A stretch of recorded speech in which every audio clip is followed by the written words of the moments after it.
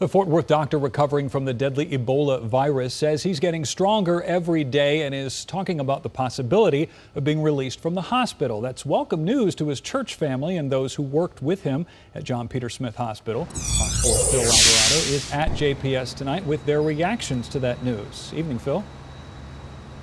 Hi, Brandon. And Dr. Brantley says he is getting better every day. And more good news, JPS Hospital, where he did his residency, says that they are starting a fund for the family to help them get their lives back together, because when they moved back from Liberia, they lost everything they owned. It was never certain this day would come. Now there's talk that Dr. Kent Brantley is getting well enough to leave the hospital, although it may not be soon. I think we've been on a roller coaster of emotions for the past 3 weeks. In a statement today, Brantley says, "I am recovering in every way." That's after he was given a new serum and round-the-clock care at a special isolation medical unit in Atlanta. More than 1,100 people have died with Ebola in Liberia, where Brantley was working as a missionary doctor. Brantley got his training at JPS Hospital in Fort Worth. And it was always his intent to serve in the most challenging medical environments that you can imagine. His friends and those who worked alongside him at JPS have followed his progress since he got the Ebola virus. You know, he did not go as a doctor that was going to be treating Ebola. He went as a family medicine doctor. He stayed to help as the numbers of Ebola patients grew by the hundreds. He says their fight is far from over. Even in the midst of his own suffering, continues to have his focus on and concern be with other people.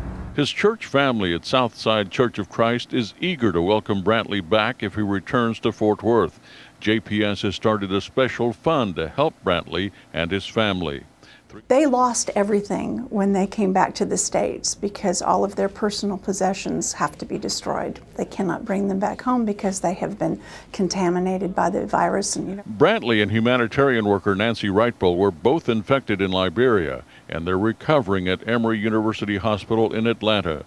The moment his friends still talk about is when he walked from the ambulance into the hospital.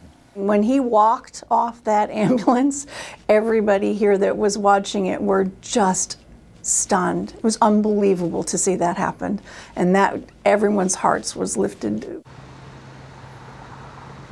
And JPS Hospital inviting anyone who wants to help with that fund to certainly contribute. They say this fund is not intended to, buy the family a house, but certainly to buy everything that would make a house a home. And if you want to contribute, you can find the link on our website, myfoxdfw.com. Brandon? Now, Phil, you mentioned they lost everything. Do the Brantleys even have a home at this point?